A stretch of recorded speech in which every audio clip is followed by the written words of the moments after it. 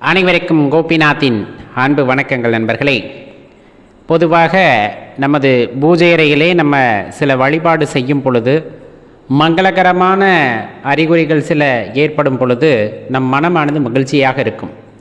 ஒரு காரியம் நிறைவேறுமா நிறைவேறாதா என்ற ஒரு குழப்பத்திலே இறைவன் முன்னால் நாம் விண்ணப்பம் வைக்கும் பொழுது அவர் ஏதேனும் ஒரு விதத்திலே அதை உங்களுக்கு உணர்த்த வேண்டுமென்றால் உணர்த்துவார். அது எந்த வழிகளெல்லாம் உணர்த்தி இருக்கிறார் என்று யோசித்து பாருங்கள். இப்பொழுது அடியேன் கூறுவதிலிருந்து பெரும்பாலும் நம் வேண்டுதல்கள் இறைவனிடம் ஒரு விண்ணப்பமாகத்தான் வைக்கின்றோம். அந்த விண்ணப்பத்தை வைக்கும்போது மனதிலே பல குழப்பங்கள் இருக்கும். இது நடக்குமா நடக்காதா என்று. சில பேர் அந்த திருவுருவச்சீட்டு எழுதி போட்டு நடக்கும் நடக்காது என்பதை இறைவனிடம் கேட்பார்கள். அதன் மூலமாக அவர்கள் அறிந்து கொள்வார்கள். சில பேர் அந்த விபூதி திருநீரை சின்ன சின்ன பொட்டணமாக மடித்து போட்டு கேட்பாங்க. இதெல்லாம் மூட நம்பிக்கை அப்படிங்கிறத தாண்டி இது ஆழ்மனதின் சக்தியானது.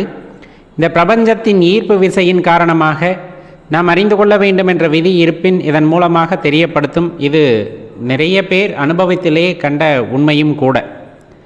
அதை தாண்டி இதுபோல் எதுவும் உத்தரவு கேட்காமல் இறைவனே சில நேரங்களில் நமக்கு இது நடக்கும் என்ற அறிகுறியை காட்டுவார் என்றால் அது மிகையாகாது.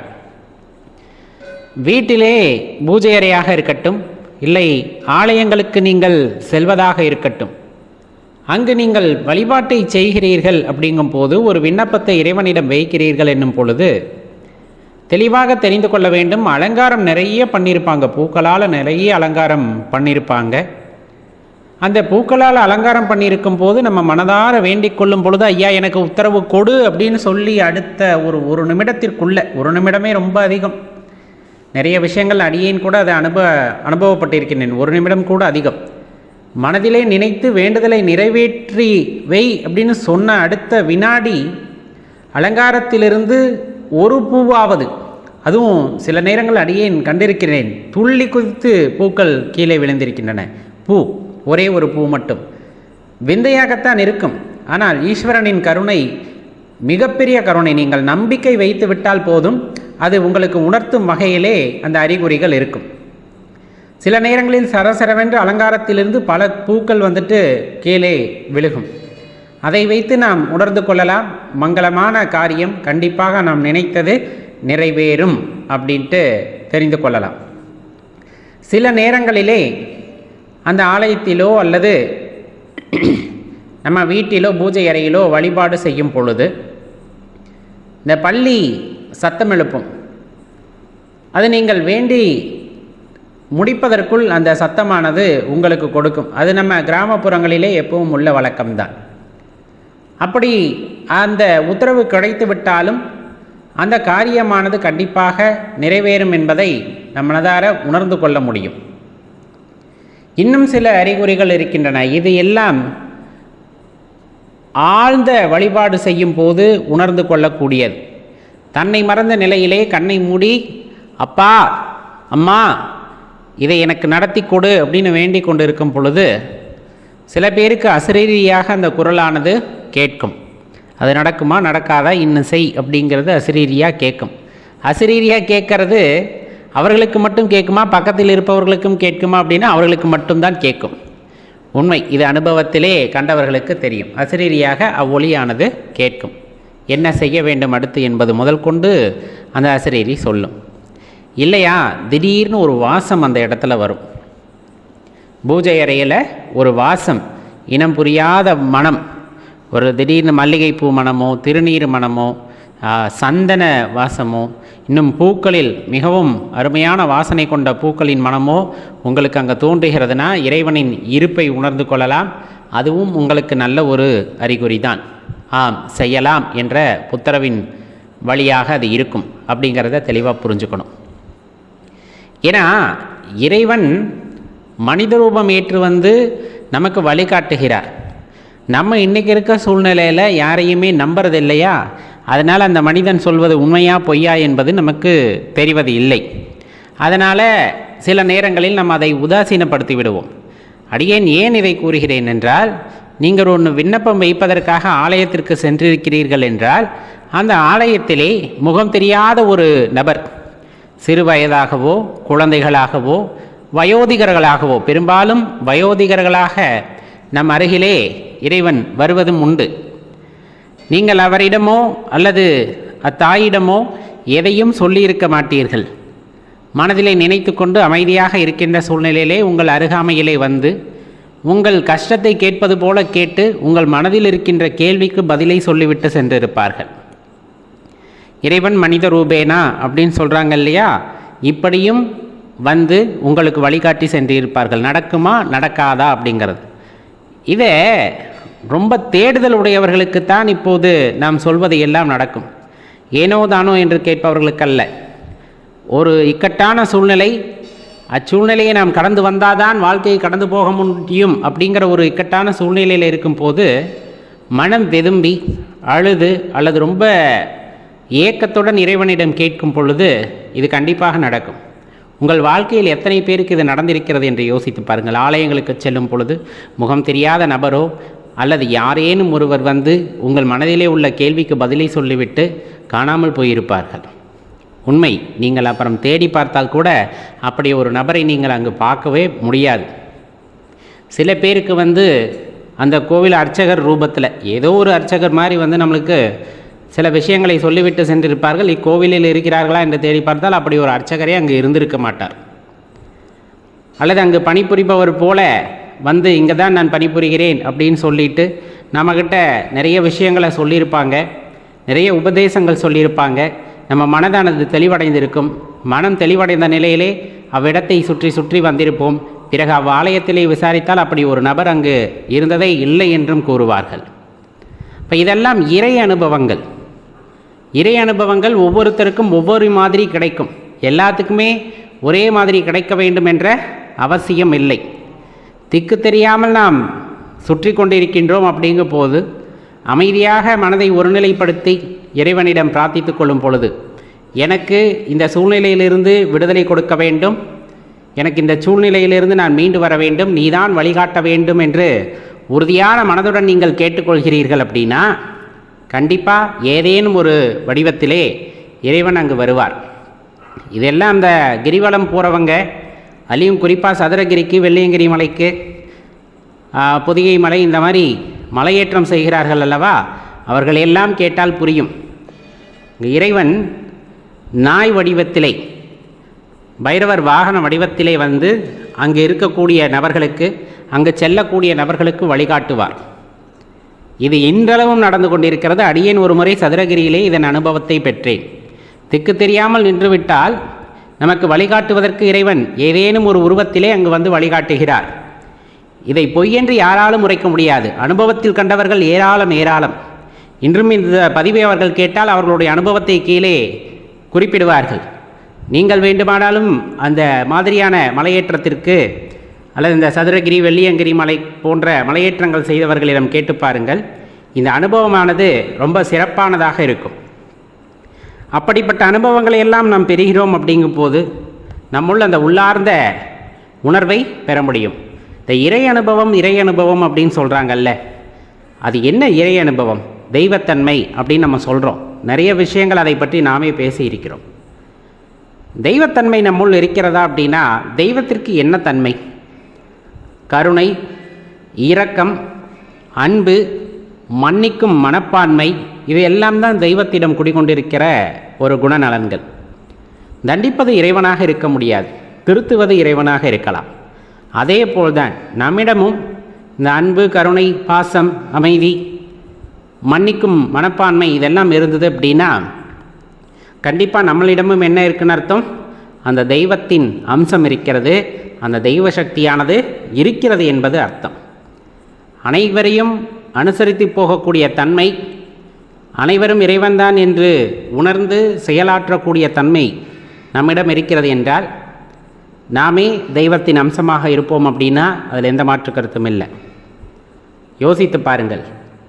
இதில் பல அனுபவங்கள் உங்களுக்கு வெவ்வேறாக கிடைத்திருக்கலாம், அல்லது இதிலிருந்து அப்பாற்பட்டு வேறு ஏதேனும் அனுபவங்கள் கண்டிப்பாக இருந்திருக்கலாம்.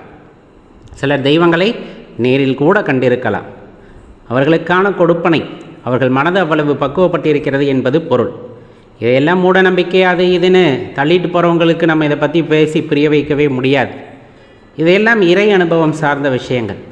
இறை அனுபவம் அனைவருக்கும் கிடைப்பதில்லை, இறை ஆற்றலும் அனைவருக்கும் கிடைப்பதில்லை.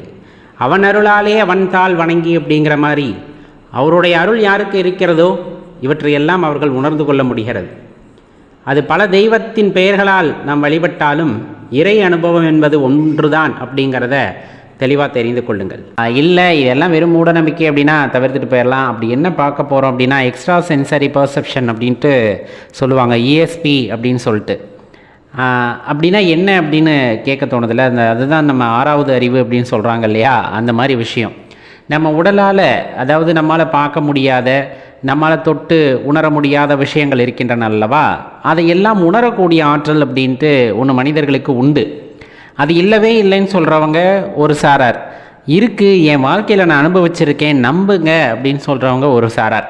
இதில் நம்ம எந்த வகை அப்படின்லாம் தெரியாது. என்ன மாதிரியான விஷயங்களை நம்மால் உணர முடியும் அப்படின்னு பார்த்திங்கன்னா, மனித கண்களுக்கு புலனாகாத சில விஷயங்களை நம்மால் பார்க்க முடியும். மனிதர்களால் உணர்ந்து கொள்ள முடியாத சில நிகழ்வுகளை நம்மால் உணர்ந்து கொள்ள முடியும். எதிர்கால நிகழ்வுகள் எவ்வாறு இருக்கப் போகின்றன அப்படிங்கிறத நம்மால் உணர்ந்து கொள்ள முடியும். இந்த மாதிரி சின்ன சின்ன விஷயங்கள். ஆனால் இது சின்ன விஷயம்னு மட்டும் எக்காரணத்தை கொண்டும் நினச்சிடாதீங்க, இது ரொம்ப பெரிய விஷயம்.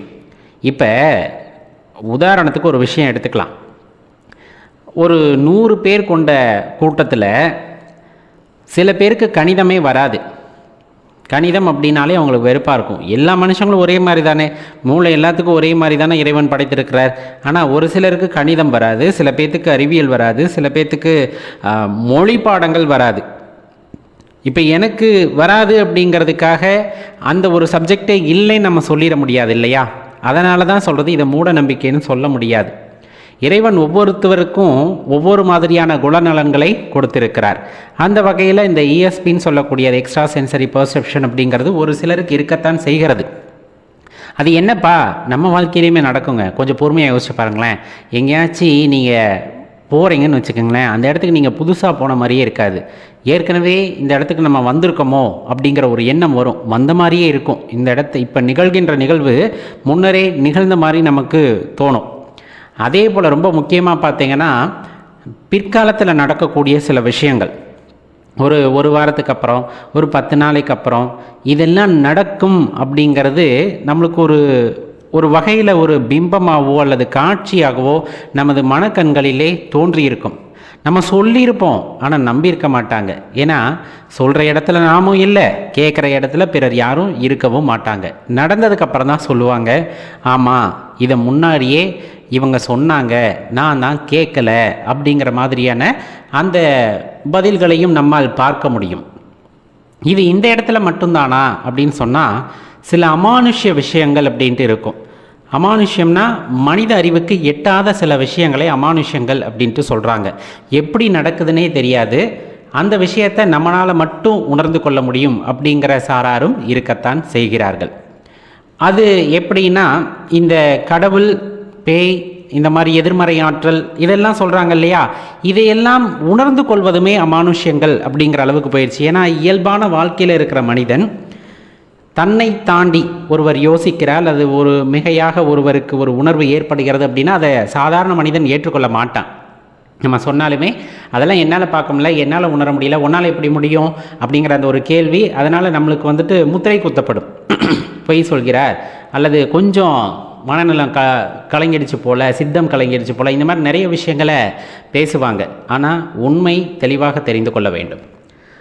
ஆன்மீகத்தை பொறுத்தளவு மனம் ஒருநிலைப்பட்டு விட்டால், மனமானது எல்லா இடங்களிலும் பிரவேசிக்க ஆரம்பித்து விட்டால் இதுபோல் விஷயங்கள் நடைபெறுவதற்கு வாய்ப்பு உண்டு.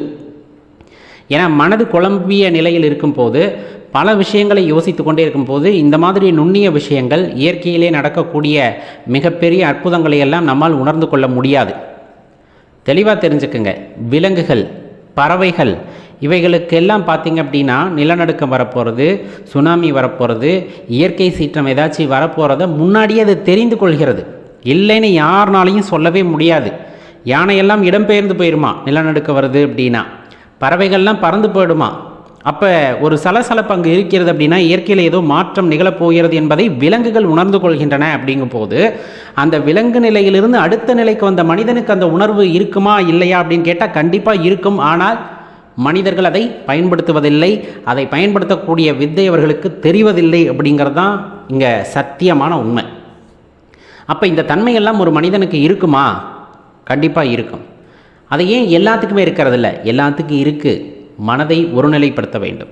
மனதிலே சிந்தனைகள் பல ஓடிக்கொண்டே இருந்தால் அதை பற்றி யோசிக்குவதற்கெல்லாம் இங்கு நேரம் இருக்காது. அதனால் மனிதன் அந்த இல்லை இல்லை என்று சொல்லிவிட்டு போகின்றான். நேர்மறை அதிர்வுகள், எதிர்மறை அதிர்வுகள் இந்த உலகத்தை சூழ்ந்துதான் இருக்கின்றன. அதை நாம் உணர்ந்து கொள்வதற்கு மனம் ஒருநிலைப்பட்ட தன்மைக்கு நாம் வர வேண்டும். இப்போ இது ஆன்மீக ரீதியாக பார்த்தா அந்த மனம் ஒடுங்கி தன்னுள் இருக்கின்ற ஒரு சுய ஆற்றல் அப்படின்னு சொல்லக்கூடியதின் வெளிப்பாடாக இந்த காலத்தை கணிக்கக்கூடிய தன்மை ஒரு மனிதனுக்கு, அல்லது இந்த காலத்திலே இந்த இயற்கையிலே என்ன மாற்றம் நிகழ்கிறது என்பதை கவனிக்கக்கூடிய ஆற்றல் ஒருவனுக்கு ஏற்படும். அப்படின்னா அதில் மாற்று கருத்தே இல்லை. சித்தர்கள் எப்படி முக்காலத்தையும் கணித்தவர்களாக இருந்தார்கள்? சித்த பெருமக்களாகட்டும், ரிஷிகளாகட்டும், முனிவர்களாகட்டும், அவர்களுக்கெல்லாம் அந்த தன்மை பிறக்கும் போதே வந்ததா? கிடையாது. இங்கு அவர்கள் வந்து செய்த பயிற்சியின் காரணமாக, அவர்கள் செய்த சில விதைகளின் காரணமாக, அவர்களுக்குள்ளே இருந்த அந்த ESPன்னு நம்ம சொல்லக்கூடிய அந்த எதிர்காலத்தை கணிக்கின்ற அல்லது அமானுஷ்யங்களை உணரக்கூடிய தன்மையை அவர்கள் பெற்றிருந்தார்கள். அவர்களும் மனிதர்களாக பிறந்தவர்கள் தானே. இன்று அவர்கள் இறைநிலையை நோக்கி சென்று விட்டார்கள் என்றால் அதை முறையாக பயன்படுத்தி இருக்கிறார்கள் அப்படிங்கிறத தான் இந்த இடத்துல தெளிவாக தெரிஞ்சுக்கணும். இந்த ஜாதகம்னு சொல்லுவோம் இல்லையா, அதில் அந்த மறைப்பொருள் ஸ்தானம் அப்படின்ட்டு ஒரு விஷயத்தை சொல்லுவாங்க. அந்த மறைப்பொருளை அறிந்து கொள்ளக்கூடிய அந்த கிரக அமைப்பு உங்களுக்கு இருக்குது அப்படின்னா இயற்கையாகவே நம்மளால் சில மறைப்பொருட்களை தெரிந்து கொள்ள முடியும். மறைப்பொருட்கள்னால் என்ன அப்படின்னா சில நுணுக்கங்கள், அதே போல் இந்த சீக்ரெட் அப்படின்னு சொல்லுவோம்ல, ரொம்ப யாருக்குமே தெரியாமல் அப்படின்னு இந்த உலகத்தில் பொதிந்து கிடக்கக்கூடிய அந்த மாதிரியான ரகசியங்களை நாம் அறிந்து கொள்வோம். அதுலேயும் குறிப்பாக பார்த்திங்க அப்படின்னா இந்த வானவியல் சாஸ்திரத்தை பற்றி, ஜோதிட சாஸ்திரத்தை பற்றி அறிந்து கொள்வதே அந்த மறைப்பொருள் ஸ்தானத்தை உணர்வது அப்படிங்கிறத நம்ம பொருள் கொள்ளலாம். அதுபோக ஆன்மீகத்திலே ஒரு ஆழ்நிலையை அடைவது, அதற்கு மேலே உயர்வது எல்லாமே ஜோதிடத்திலையும் அதை குறிப்பிட்டு சொல்வார்கள், அந்த மறைப்பொருள் ஸ்தானம் அப்படின்னு சொல்லிட்டு. அப்போ ஜோதிடத்திலும் இருக்கிறது, ஆன்மீகத்திலும் இருக்கிறது, அறிவியலிலும் ESP என்ற வார்த்தையை கொண்டு அவர்கள் அதை கணிக்கிறார்கள். ஒரு சிலருக்கு இருக்கிறது அப்படின்ட்டு அதை பற்றின ஆராய்ச்சிகள் எல்லாம் நடைபெறுகிறது. அந்த வகையிலே நாம் எதை எதிர்கொண்டோம்? நம் வாழ்க்கையில் அந்த மாதிரி நடந்திருக்கா? ஆரம்பத்தில் நான் சொன்ன மாதிரி எங்கேயோ புதுசாக வர மாதிரி இல்லை, ஏற்கனவே வந்த இடம் மாதிரி தான் இருக்குது. என்னமோ நடக்க போகுதுன்னு என் மனசு ஒரு உறுத்தலாகவே சொல்லிக்கிட்டே இருக்குது. இன்றைக்கி ஏதோ ஒன்று நடக்க போகுது, ஒரு சந்தோஷமான நிகழ்ச்சி நம்ம வீட்டில் நிகழ்ந்தேற போகிறது. அதே போல் ஏதாவது ஒரு அசிரீரி என் காதுகளுக்கு கேட்கிற. தியானம் பண்ணுறப்பெல்லாம் சில பேர்த்துக்கு காதில் ஒலி கேட்கும், கரன்னு. சில பேர்த்துக்கு வித்தியாசமான ஒலி. சில பேர் அந்த அந்த பிரணவ அந்த சத்தம் இருக்கு இல்லையா, ஓம் அப்படிங்கிற சத்தத்தை அவர்கள் காதில் உணர்வது, இது எல்லாமே இதன் காரணமாகத்தான் வருவது. இன்னும் சொல்லப்போனால் அடுத்த நிலையில் இவர்களால் நேர்மறை ஆற்றல்களையும் உணர்ந்து கொள்ள முடியும், பார்க்க முடியும். எதிர்மறை ஆற்றல்களை உணர்ந்து கொள்ளவும் முடியும், பார்க்கவும் முடியும். அதை சொன்னால் யாருமே நம்புவதற்கு தயாராக இருக்க மாட்டார்கள். நேர்மறை அப்படின்னு நம்ம சொல்கிறது அந்த கடவுளோட ரூபமாக ஏதேனும் ஒரு ஆற்றலை நாம் பார்ப்பது. நம்ம பார்த்தோன்னு சொன்னால் நம்ப மாட்டாங்க, நம்ம உணர்ந்தோன்னு சொன்னால் நம்ப மாட்டாங்க. காரணம் ஒன்றே ஒன்று தான், நான் ஆரம்பத்திலே சொன்னது தான். எனக்கு கணிதம் வரலை அப்படிங்கும்போது உனக்கு கணிதம் வருது அப்படின்னா நான் எப்படி ஏற்றுக்கிறது அப்படிங்கிற அந்த ஒரு விஷயம். எல்லா மனிதர்களுக்கும் ஒவ்வொரு ஆற்றல் உண்டு, எல்லாத்துக்குமே ஒவ்வொரு சிறப்பு உண்டு. சில பேர் அறிவியலை இருக்க பிடித்து கொண்டிருப்பார்கள், அவர்களுக்கு அந்த மனமானது அந்த அறிவியல் சார்ந்தே போகும், ஆன்மீகத்தின் பக்கம் வரவே வராது. ஆன்மீகத்தில் இருப்பவர்கள் அறிவியலையை தவிர்த்து அந்த ஆன்மீக பாதையிலே செல்வார்கள். ஒரு சிலர் இரண்டையும் சேர்த்து பயணிப்பார்கள். இதெல்லாம் இறைவன் கொடுத்த வரம். அவர்கள் அதைத்தான் உணர்ந்து கொள்ள முடியும் அப்படிங்கிறது விதியாக இருக்கும். அந்த இடத்துல எல்லாம் விதி மேலே பழிய தூக்கி போட முடியாவிட்டாலும் இப்படி ஒரு ஆற்றல் இருப்பது உண்மைதான். பிரபஞ்சத்திலே நம்மால் உணர்ந்து கொள்ள முடியாத, தெரிந்து கொள்ள முடியாத சூக்ஷமங்கள் நிறைய இருக்கின்றன. அந்த சூக்ஷமங்களையெல்லாம் அறிந்து கொள்ளும் பொழுது அது ரொம்ப விந்தையாக, வியப்பானதாக மாறுகிறது. அதை பிறருக்கு எடுத்து சொல்லும் பொழுது அவர்கள் ஏற்றுக்கொள்ளக்கூடிய மனப்பக்குவத்திலே இருப்பதில்லை. ஆனால் இது எந்த அளவுக்கு நன்மை பயக்குமோ அதை விட நமக்கு பெரிய இடைஞ்சல்களை கொடுக்க வல்லது. அதை பக்குவமாக கையாளவில்லை என்றால் நமது வாழ்க்கை ஒரு குழப்பத்திலேயே போய்விடும். ஏன் அடியேன் இதை குறிப்பிடுகின்றேன் என்றால், ஒரு விஷயம் நடக்க போது நமக்கு முன்னாடி தெரிஞ்சிருச்சு. நல்ல விஷயமா இருந்தால் பிரச்சனை இல்லை. ஏதேனும் தவறான விஷயமாக இருக்க போகிறதோ அப்படின்னு அந்த ஐயப்பாடு இந்த வாழ்கின்ற நாட்களை எல்லாம் என்ன பண்ணிடும் அப்படின்னா சிதைச்சிரும். நம்மளால் நிம்மதியாகவே மீதி இருக்க நாட்களை வாழ முடியாது. அப்போ அதை நெறிப்படுத்தி கொள்ள வேண்டும். உணர்ந்துட்டோமா அவ்வளோதான், போயிடணும். ஏன்னா காலம் அது பாட்டுக்கு சுற்றிக்கிட்டே இருக்கும். இறைவன் அவர் வேலையை செய்து கொண்டே இருப்பார். அதே போல தான் நமக்கு விதிக்கப்பட்டது என்னவோ நடக்கும். அது கொஞ்சம் முன்னாடி நம்மளால் உணர்ந்து கொள்ள முடிகிறது அப்படின்னா இறைவன் கொடுத்த வரம். அதை உணர்ந்து கொள்ள வேண்டும். அதற்காக ரொம்ப பயப்படக்கூடாது, மெனக்கிடக்கூடாது. சில பேர் சில ஆலயங்களிலே போகும்போது அந்த உணர்வுகளை அப்படியே உள்வாங்கி கொள்வார்கள்.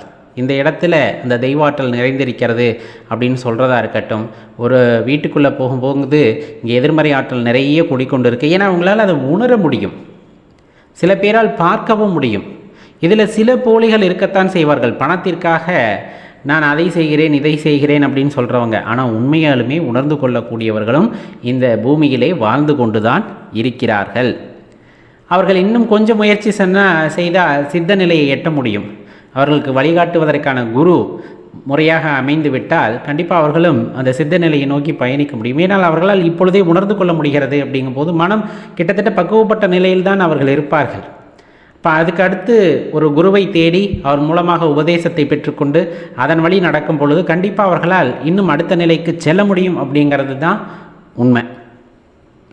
இது இருக்குது இல்லை அப்படிங்கிற மாறுபட்ட கோணத்தை தாண்டி இப்படிப்பட்டியான மனிதர்களும் இருக்கத்தான் செய்கிறார்கள் அப்படிங்கிறது உண்மைதான். இது நம்பிக்கையாக இருந்தால் எடுத்துக்கலாம், மூட நம்பிக்கைன்னு தள்ளிவிட்டால் தள்ளிவிட்டுடலாம். இது அவரவர் விருப்பம் சார்ந்தது. ஆனால் அனுபவம் மட்டுமே கண்டிப்பாக பேசக்கூடியது. நன்றி, வணக்கம்.